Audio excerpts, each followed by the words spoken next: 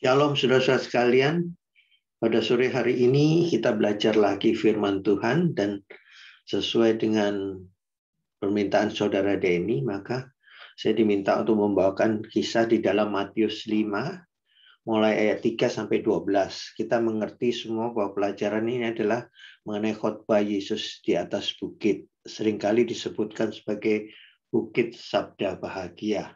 Dan saudara tentunya banyak melihat banyak referensi-referensi yang berupa tafsiran ataupun penjelasan mengenai Matius 5 mulai ayat 3 sampai 12 ini, kata berbahagialah. Nah, pada sore hari ini kita akan mulai dengan seri yang baru. Kita akan sama-sama belajar bagaimana kita memandang perjalanan hidup iman daripada seorang yang diberkati, blessed spiritual journey. Saya memberikan judul diberkatilah kehidupan rohani seseorang. Jadi kehidupan perjalanan hidup iman kita itu adalah yang diberkati. Nah, kita melihat berbahagialah kata ini. Kita melihat lebih lanjut. Kita membahasnya karena kita melihat bahwa kalau saudara melihat ini kata berbahagialah ini dari mulai ayat yang ketiga sampai ke 11 itu, nah itu ada suatu level-level. Saya gambarkan di depan saudara ada suatu bukit dan memberikan titik-titik ini mutiara-mutiara. Nah, ini kalau boleh kita lihat ini adalah sebagai etape atau tahap-tahap perjalanan, tingkat perjalanan di mana seseorang dari mulai mengenal Yesus bertobat sampai kemudian dimuliakan di atas bukit sampai menerima berkat yang namanya hidup kekal lalu kerajaan surga. Saya akan mulai yang pertama, yaitu yang akan kita bahas pada sore hari ini adalah mengenai Matius 5 ayat 3. Dikatakan, blessed are the poor in spirit, for theirs is the kingdom of heaven. Ini yang dikatakan dalam bahasa Indonesia, berbahagialah orang yang miskin dalam roh, karena mereka yang memiliki kerajaan surga. Nah, di etapa berikutnya, kita di dalam Matius ayat 5 ini ayat keempat, berikutnya lagi ke-5, berikutnya lagi ke-6, ke-7, ke-8, ke-9, ke-10, ke-11. Nah, ini komplit sampai 12. Nah, ini kalau kita melihat satu seri, saudara perhatikan bahwa kita mulai perjalanan di kaki bukit. Nah, di kaki bukit ini kita sudah mungkin melihat, oh aku sudah bertobat, tapi ada baiknya kita melihat dasar-dasar mengapa Yesus memberikan khotbah di atas bukit itu, dan Matius ini sangat runut mencatatnya, dan kita semua sangat percaya bahwa kehidupan seseorang waktu mengenal Yesus pasti ada suatu perubahan. Kita mengenal kata perubahan, bertobat, metanoia, tapi sebetulnya dengan perubahan itu kita harus meningkat lebih lanjut. Kita bukan hanya berhenti. Loh, kemudian kita bilang berbahagialah orang yang miskin dalam roh karena mereka yang memiliki kerajaan surga di dalam Matius 5 ayat 3. Ini sengaja saya ambil dari Indonesian Modern Bible, jadi terjemahan baru bahasa Indonesia yang modern istilahnya, dan ini lebih cocok dikatakan berbahagialah orang yang miskin dalam roh, karena kalau kita lihat aslinya blessed are the poor in spirit, for theirs is the kingdom. Poor in spirit, jadi miskin dalam roh, jadi bukan miskin secara jasmani, tapi secara rohaninya miskin. Nah, saya memberikan kata supaya keren, kasih kata berbahagialah, bukan, tapi yang diberkati adalah makarios, makanya supremely blessed. Jadi sangat, bukan hanya sekedar tapi diberkati secara penuh, utuh. Nah, kemudian namanya di sini kita ada tiga kata, ada dua, kita melihat bahwa di sini ada kata kuncinya adalah diberkati, orang yang miskin, dan kerajaan surga. Ada tiga hal yang kita lihat. Nah, miskin di sini adalah dikatakan tokos, orang yang meminta-minta, orang yang tidak mempunyai apa-apa, yang hidupnya sangat tergantung. Nah, itu dikatakan miskin menurut bahasa Yunani-nya. Kemudian kita melihat lagi di dalam Lukas 4 ayat 18-19 dikatakan, Roh Tuhan ada padaku oleh sebab Ia telah mengurapi aku untuk menyampaikan kabar baik kepada orang-orang miskin, dan Ia telah mengutus aku di ayat 19 untuk memberitakan pembebasan kepada orang-orang tawanan dan penglihatan bagi orang-orang buta, untuk membebaskan orang-orang yang tertindas, untuk memberitakan tahun rahmat Tuhan telah datang. Jadi dari sini dikatakan bahwa langkah awal memperoleh hak waris kerajaan surga itu ada dimulai dengan orang yang istilahnya tidak berdaya, miskin miskin dalam roh gitu ya. Jadi kalau miskin mungkin kita jasmani kaya, tapi kalau kita tidak mengenal Kristus, dikatakan kita itu melarat, miskin. Nah, kita nanti bandingkan dengan apa yang ada di dalam kitab Wahyu. Nah, tapi kita akan mulai setahap demi setahap. Mungkin saudara merasa bosan. Ini pelajaran dasar. Tidak. Kita perlu supaya kita mengerti bahwa dasar kehidupan seorang anak Tuhan, pengikut Kristus yang telah ditebus, itu harus meningkat. Kita mulai bahwa langkah awal membeli hak waris kerajaan surga adalah orang yang mulai menerima keselamatan. Dan orang yang merasa miskin, orang yang bagaimana sih? Ada 3 hal yang kita akan lihat pada sore hari ini. Orang yang miskin keadaannya adalah tidak berdaya. Itu suatu keadaan. Keadaan yang tidak berdaya itu, kalau kita tidak berdaya, mungkin kita mempunyai harta, mungkin kita mempunyai kekuatan, tetapi kalau pada saat pikiran kita mentok tidak berdaya, kita nggak tahu mau ngapain. So, biasanya ini orang dihadapin kalau orang gini. Orang sudah mempunyai kekayaan semua, kadang-kadang dihadapkan waktu pilihan. Pilihan apa sih yang kita tidak bisa tolak? Pilihan kita mungkin bisa pilih, tapi ada satu hal yang tidak bisa milih, Pak. Pada waktu kita harus kembali, pada waktu kita harus dipanggil. Kita tidak bisa memilih kapan kita mau mati, dan cara bagaimana kita mati, kita nggak bisa. Nah, itu kita tidak berdaya, kita dalam keadaan itu. Pada saat kita memikirkan hal itu, disitulah kita tidak berdaya. Di situ kita dikatakan miskin. Orang yang miskin keadaannya apa? Kita lihat di dalam Mazmur 40 ayat 18. Dikatakan di Mazmur, aku ini sengsara dan miskin, tetapi Tuhan memperhatikan aku. Engkaulah yang menolong aku dan meluputkan aku, ya Allahku, janganlah berlambat. Nah, ini dikatakan oleh pemazmur.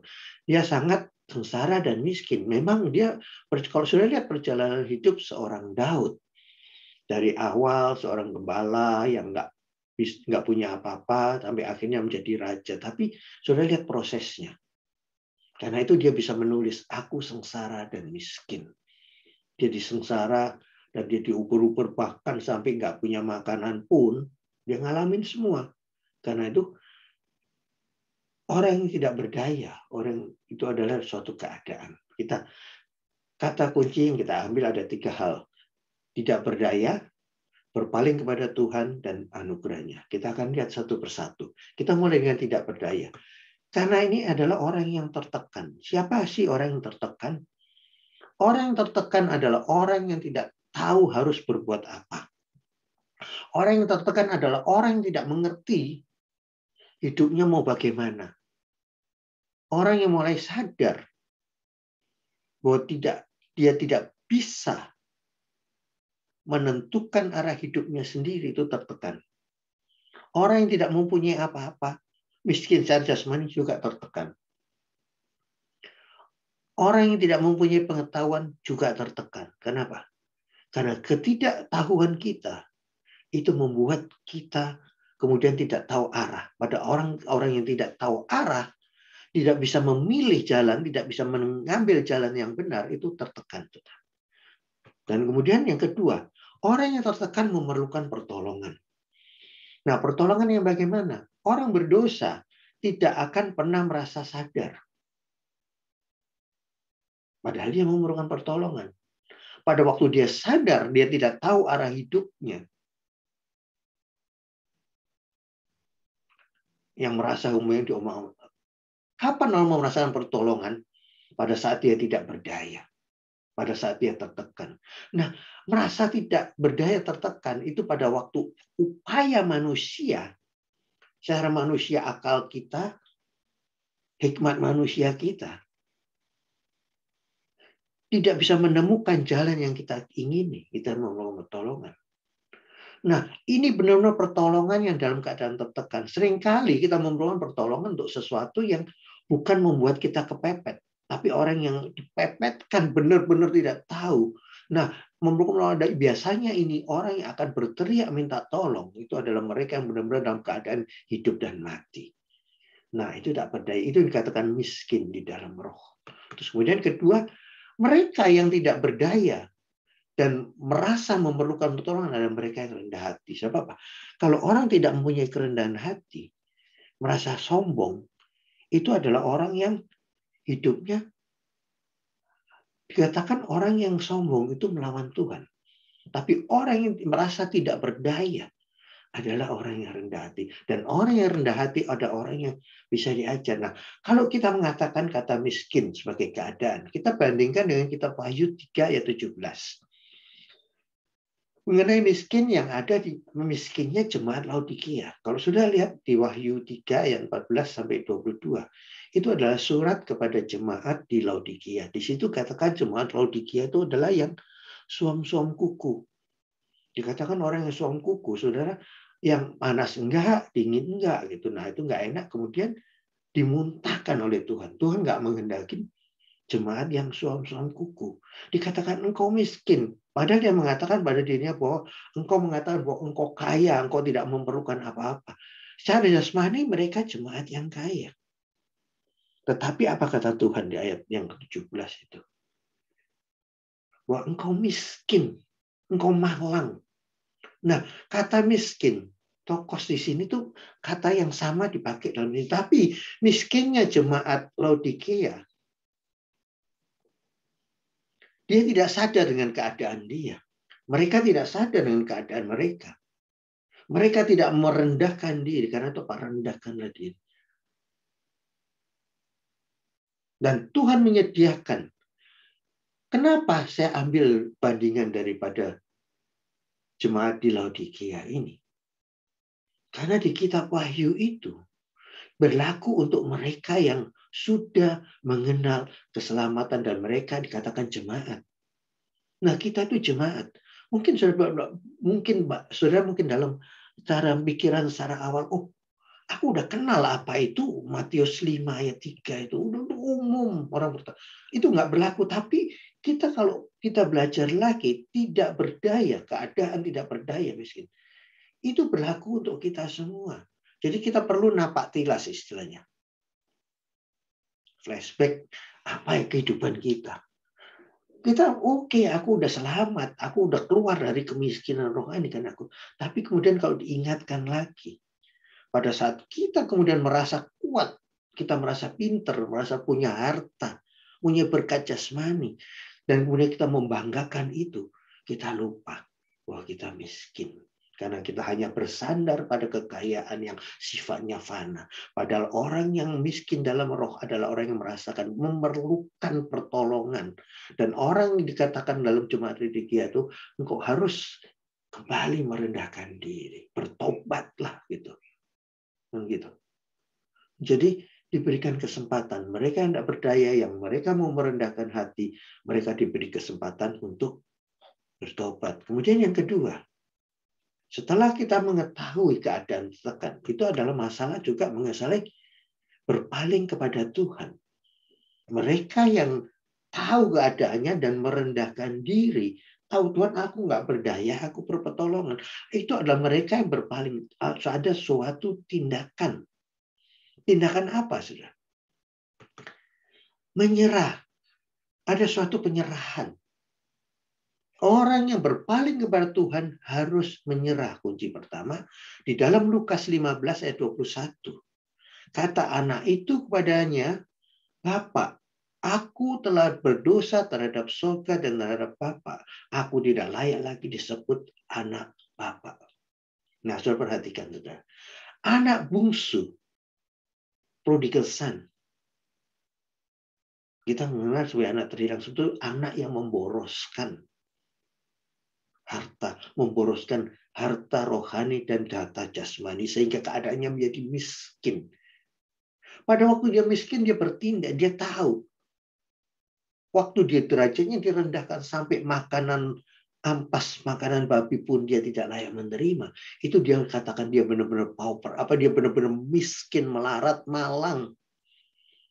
Nah, pada waktu dia sadar, dia menyerah, dia bertindak. Tindakan pertama adalah menyerah. Dan dia mengaku berdosa terhadap surga dan terhadap Bapa. Diperhatikan, saudara.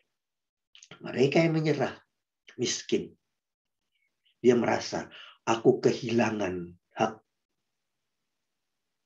karena aku berdosa kepada surga. Tidak layak disebut anak Bapa. Jadi orang yang berpaling pada Tuhan pertama kuncinya adalah menyerah. Terus kemudian kedua, Allah mendengar. Di Mazmur, kembali ke Mazmur 34 ayat 7. Orang yang tertindas ini berseru dan Tuhan mendengar, ia menyelamatkan dia dari segala kesesakannya. Nah, Mazmur bilang, pemazmur, orang yang tertindas dan berseru adalah orang yang menyerah. Kita melihat keadaan tertindas, kita bertindak. Dan Tuhan mendengar, ia menyelamatkan dari segala kesesakan. Ini terbukti dari waktu Yesus sendiri kembali kepada anak yang prodigal son, anak yang terhilang itu tadi, anak bungsu. Aku telah berdosa dan bapaknya memulihkan haknya, saudara. Dia mendengar, bapaknya menunggu, tapi harus ada tindakan. Nah, tindakan penyerahan ini bukan pasrah aja, pasrah terserah, enggak. Tapi dia bertindak. Dia waktu dia datang dan waktu di tengah jalan bapaknya itu menyambut dia. Jadi waktu menyambut di tengah, jadi belum sampai rumah bapaknya sudah menyongsong. Jadi orang yang menyerah dan bertindak, orang Allah itu mendengar, bahkan menyambut sebelum kita sampai, udah disambut di tengah jalan. Belum sampai di dalam, masih di luar tuh Allah tuh menyambut. Jadi sebegitu kuatnya sudah pengaruh ya, power daripada penyerahan itu. Orang yang bertindak, menyerah, itu Tuhan menyelamatkan. Jadi begitu kuatnya pengaruh penyerahan itu, sehingga bisa menarik kuasa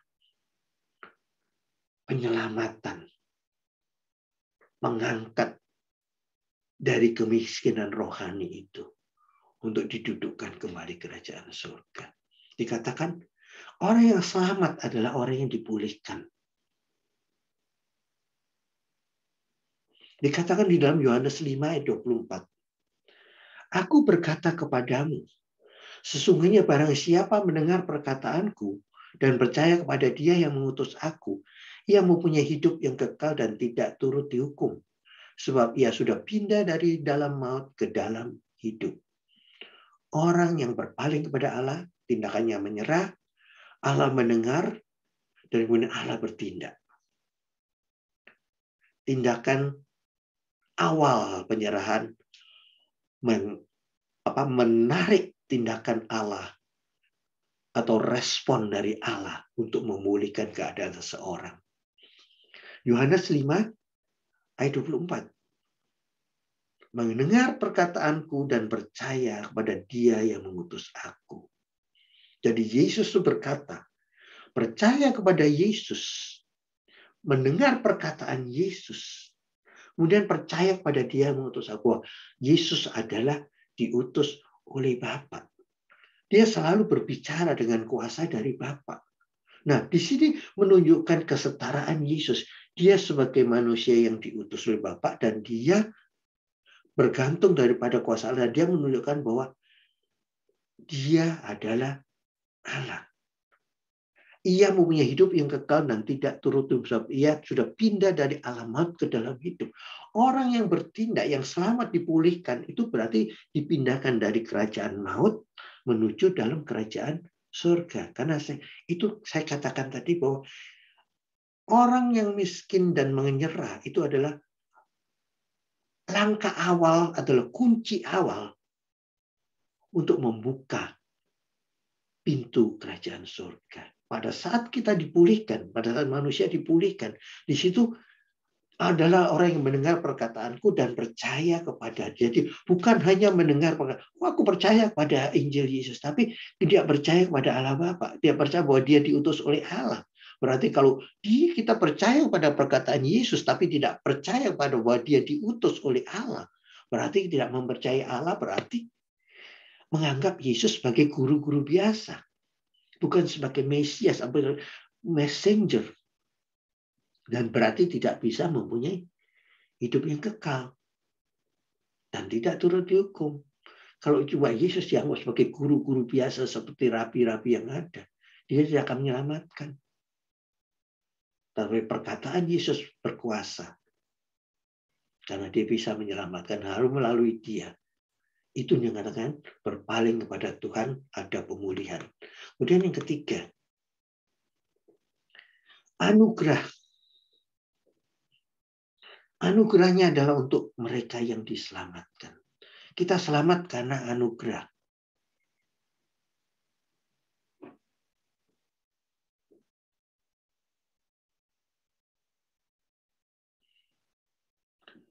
Anugerah yang pertama adalah pengampunan dan kemurahannya. Kita melihat di dalam Roma. Kalau saya perhatikan kitab Roma, surat yang paling panjang ditulis oleh Paulus adalah kepada jemaat di Roma. Karena di Roma itu banyak hal-hal dan sangat filosofis sekali. Dia punya surat-surat di Roma, dan itu merupakan dasar-dasar pertobatan yang dipakai untuk pelajaran. Dan di situ terlihat ada pengampunan dan kemurahan, bagaimana bahwa kita diselamatkan karena anugerah, dikatakan dalam Roma 4 ayat 7 dan 8. Berbahagialah mereka yang pelanggarannya dihapuskan dan yang dosa-dosanya ditutupin. Berbahagia orang yang dosanya tidak diberitukan oleh Tuhan. Nah, ini dikatakan juga di dalam, ini yang mengulangi apa yang ada dalam kitab Mazmur. Mereka yang diampuni, dihapuskan dosa-dosanya, ditutupi, adalah orang yang tidak diperhitungkan oleh Tuhan. Bagi orang yang dosanya tidak diperhitungkan oleh Tuhan. Jadi pada saat orang diampuni, pengampunan diberikan. Karena orang mengaku dosa, bertobat. Kemudian karena kemurahannya itu tadi, dosanya tidak diperhitungkan. Jadi kita mendapat pengampunan daripada dosa kita, diselamatkan. Kemudian dosanya tidak diperhitungkan Tuhan lagi. Karena begitu kita ditebus, kalau kita masih mengingat dosa yang lalu-lalu, saudara, bukankah kita kadang-kadang dalam hati kita itu kadang-kadang kalau kita lagi keadaan kita dalam keadaan tidak, mood kita istilahnya, mood rohani kita nggak baik ini. Artinya kita dalam lembah keadaan rohani. Mungkin karena kita persekutuan kita tidak benar di hadapan Tuhan, saat teduh kita tidak benar di hadapan Tuhan, atau kita tidak diam dalam hadirat Tuhan. Disitulah kemudian ada pikiran pikiran yang negatif, emosi nurani yang negatif itu menuduh kita. Padahal Tuhan bilang, berbahagia orang yang dosanya tidak berhitungkan Tuhan. Dan Tuhan mengatakan bahwa sejauh timur dari barat, di jauhnya pelanggaran. Artinya apa? To forgive and to forget. Nah, Tuhan sudah mengampuni dan melupakan kita. Melupakan dosa. Tapi kadang-kadang kita masih, kita tahu diampuni, tapi kadang-kadang tidak bisa melupakan dosa-dosa masa lalu. Bahkan tidak bisa melupakan dendam-dendam masa lalu. Karena di dalam pengampunan yang sempurna, kita diampuni, diselamatkan, kemurahannya itu kemudian menutupin semua kesalahan yang lalu-lalu, dan kemudian termasuk bukan hanya kesalahan di dalam diri kita, tapi kesalahan terhadap nurani terhadap orang lain. Mungkin nurani kita menuduh kita salah, kita bisa, tapi kadang-kadang dalam nurani kita juga menyimpan hal-hal kesalahan. Kita kadang-kadang dikatakan apa? Keberatan nurani kita. Kita juga harus memperhatikan keberatan nurani orang lain. Kenapa? Keberatan nurani orang lain, kita mungkin nurani kita udah benar, tapi kemudian nurani orang lain terusik dari perbuatan. Jadi kita harus memperhatikan orang yang dosanya tidak berhitungan, berarti kita juga melupakan apa yang telah kita lakukan. Dan termasuk dendam-dendam yang membuat nurani orang lain terusik. Nah, itu kadang-kadang menuduh kita pada pengampunan, kita diselamatkan masuk kepada gerbang kerajaan surga. Kemudian kemurahannya itu membuat kita tidak diperhitungkan lagi kesalahan kita. Terus yang kedua, providensia. Di dalam pengampunan kemurahannya itu ada suatu providensia itu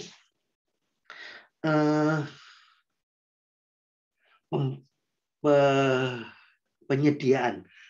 Orang yang rendah hati, kadang Mazmur 22:27, orang yang rendah hati akan makan dan kenyang. Orang yang mencari Tuhan akan memuji-muji Dia. Biarlah hatimu hidup. Preferensi adalah pemeliharaan Tuhan, saudara. Orang yang rendah hati akan makan dan kenyang. Orang yang mencari Tuhan akan memuji-muji Dia. Biarlah hatimu hidup untuk selamanya. Nah, orang yang telah diampuni dan punya kemurahan adalah orang yang merendahkan diri. Orang yang merendahkan diri di hadapan Tuhan, orang harus punya kerendahan hati. Nah, orang yang mempertahankan kerendahan hati, itu akan makan dan kenyang. Kadang-kadang kita makan dan kenyang. Nggak kenyang, makan bukan hanya makan dan kenyang. Kadang-kadang providensia Tuhan.